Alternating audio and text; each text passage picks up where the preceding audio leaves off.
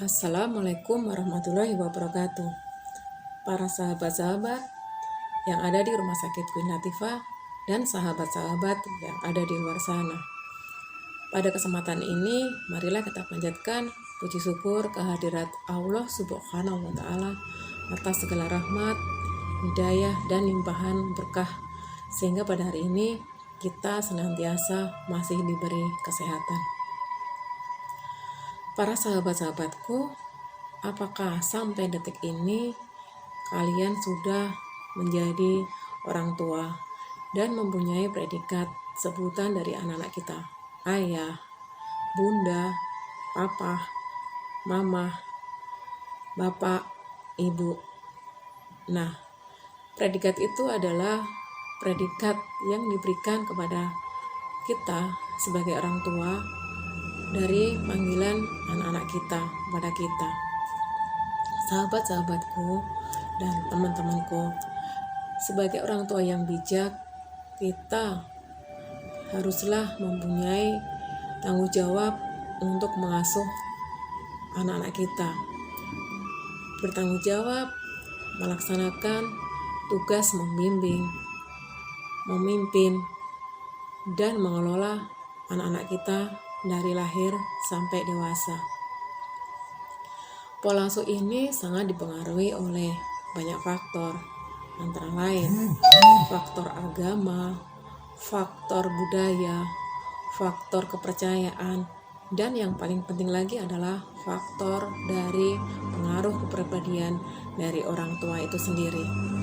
Nah, kita harus selalu berkoreksi diri kita sendiri apabila dari anak-anak kita melakukan hal-hal yang negatif. Misalnya dia sering marah-marah, emosi, atau bahkan dia sering membuat ulah untuk menjahili teman-temannya, bahkan sampai membuli teman-teman. Nah, kita janganlah menyalahkan lingkungan di luar anak-anak kita. Misalnya di luar sekolah, kita jangan menyalahkan gurunya atau teman-temannya. Harusnya kita koreksi diri kita sendiri. Apakah kita sudah bisa menjadi orang tua bijak buat anak-anak kita? Dalam mendidik anak, tentunya kita punya beberapa pola asuh untuk mendidik anak-anak kita. Dan menurut Harlow, pola asuh itu ada 3 tipe. Pertama, tipe otoriter. Di sini orang tua selalu memberikan peraturan-peraturan yang ketat, larang-larangan atas tindakan yang dilakukan anak-anak, tetapi orang tua tidak berkenan. Bahkan di sini aturan-aturan orang tua itu harus selalu dituruti, dan anak-anak yang tidak bisa menuruti orang tua, maka di sini anak-anak selalu dikasih hukuman. Nah, dengan peraturan otoriter ini sangatlah berpengaruh bagi anak-anak kita. Anak-anak menjadi kurang percaya diri dan selalu minder, dan dia tidak bisa menjalankan atau memberikan keputusan pada saat anak itu pada situasi yang harusnya dia mengambil keputusan. Dan yang kedua adalah pola asuh demokrasi. Dari pola asuh demokrasi ini, orang tua selain dia memberi peraturan kepada anak, tapi orang tua juga memberikan kebebasan anak-anak untuk berkreasi sesuai dengan keinginannya. Nah, di pola asuh demokrasi ini bisa menumbuhkan rasa tanggung jawab dan anak-anak mampu bertindak sesuai dengan norma-norma yang ada di lingkungannya. Yang ketiga yaitu pola asuh permisif. Pada pola asuh ini orang tua berperan memberikan fasilitas dan kurang kontrol terhadap perilaku anak-anak. Di sini orang tua memberikan kebebasan penuh atas tindakan yang dilakukan anak-anak sesuai dengan kemampuan dan keinginannya. Nah, orang tua memberikan kebebasan penuh dan tidak pernah melarang apa yang dilakukan anak tersebut.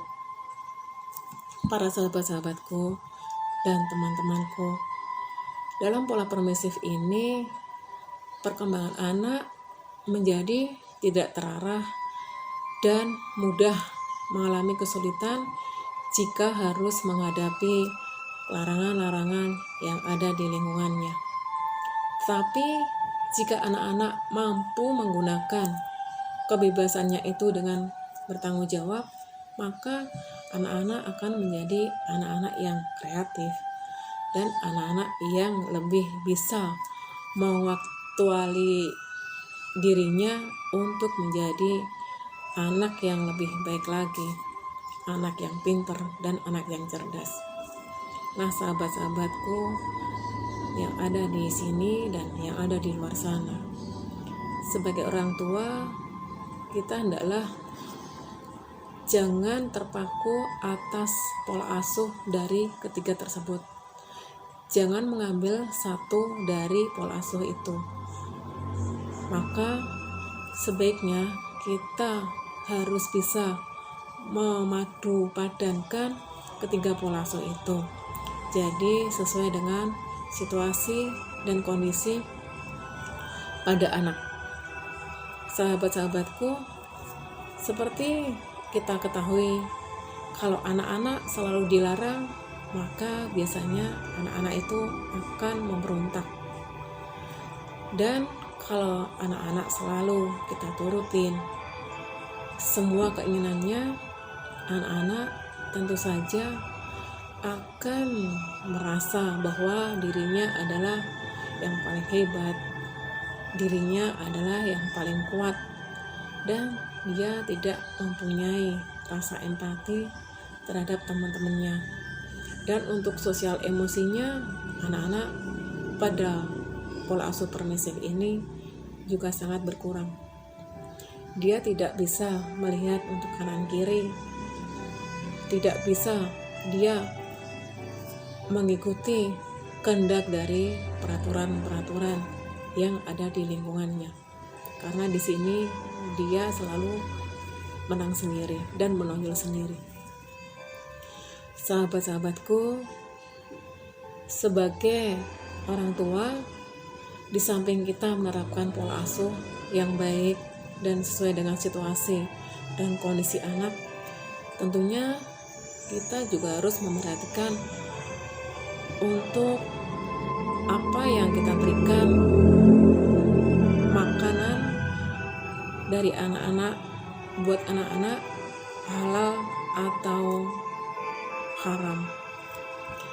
Kalau kita memberikan makanan-makanan yang haram, tentunya bagaimanapun, seberat apapun yang kita telah lakukan untuk menjadikan anak-anak menjadi orang yang baik, tentunya tidak semudah dan tidak gampang menjadi anak yang lebih baik, karena di dalam tubuhnya anak-anak telah menempel makanan-makanan yang haram. Contohnya banyak, para anak-anak yang udah kaya raya dan udah menjadi anak orang yang berpengaruh, tapi kenapa dia tidak bisa menjadi anak yang soleh? Nah, itu dari segi makanan yang masuk ke dalam tubuh mereka adalah makanan-makanan haram. Maka sebaik apapun, sebaik orang tua mendidiknya, mesti tidak akan berhasil. Dan apabila kita memberikan anak-anak makanan yang halal, maka insya Allah kedepannya anak-anak kita akan menjadi anak-anak yang baik, anak-anak yang soleh, dan anak-anak yang membanggakan kedua orang tuanya. Karena dalam surat Al-Baqarah ayat 168 dijelaskan, yang artinya, hai sekalian manusia, makanlah yang halal bagi dari apa yang terdapat di bumi, dan janganlah kamu mengikuti langkah-langkah setan, karena sesungguhnya setan itu adalah musuh nyata bagimu. Nah, di sini kita harus memberikan makanan dan minuman yang halal dan bergizi, sehingga anak-anak menjadi dan tumbuh sebagai manusia yang mempunyai jiwa yang soleh dan bisa membanggakan kedua orang tua. Sahabat-sahabatku, marilah kita sebagai orang tua haruslah punya satu visi misi antara ayah dan bunda. Jangan kita memberikan pola asuh sendiri-sendiri, dan kita harus sejalan dalam pola asuh anak tersebut. Untuk mendukung dan berperan menjadikan keluarga yang baik, tentunya ada poin-poin yang harus kita lakukan. Pertama yaitu dalam kehidupan kita harus mempunyai agama yang baik dan agama yang bermanfaat buat kita maupun buat umat. Kita sekeluarga harus menjalankannya, segala perintahnya dan segala larangannya. Yang kedua, kita harus mempunyai waktu untuk bersama-sama. Dan yang ketiga, kita harus mempunyai komunikasi yang baik bagi sesama. Dan keempat, harus saling menghargai satu sama lain. Yang kelima, masing-masing anggota harus mempunyai ikatan bahwa kita adalah merupakan kelompok. Dan yang terakhir, bila kita terjadi atau mempunyai suatu permasalahan, maka kita sekeluarga harus mampu menyelesaikan masalah itu dengan baik dan selalu berpikir positif. Nah, sahabat-sahabatku, marilah kita belajar untuk menjadi orang tua yang lebih bijak lagi. Mulai detik ini, mulai hari ini, jangan kita selalu memarah-marahi anak, karena marah-marah itu merupakan doa. Apabila kita selalu berdoa yang jelek, otomatis yang terjadi pada anak kita adalah doa-doa yang jelek yang kita lontarkan kepada mereka. Tapi kalau kita selalu berkata-kata baik, insya Allah anak-anak akan menjadi anak-anak yang baik dan anak-anak yang soleh. Para sahabat-sahabat dan teman-teman, untuk itu jangan suka marah-marahin anak, karena kalau anak-anak sering dimarahin, maka dia dalam keadaan emosi, keadaan sedih. Kita memberikan bahkan 1000 nasihat tidak bakal masuk ke otak anak-anak. Tetapi kalau anak-anak dalam keadaan bahagia, gembira, satu kata pun, satu nasihat pun bakal diterima oleh anak-anak kita. Untuk itu, hari ini, detik ini, marilah kita menjadi orang tua hebat bagi anak-anak kita.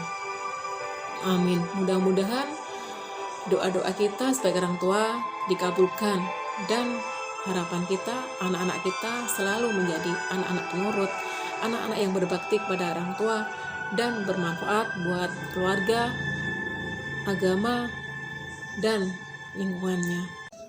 Ibarat pepatah orang Jawa, kamu harus mendidik anak-anak seperti menerbangkan layang-layang.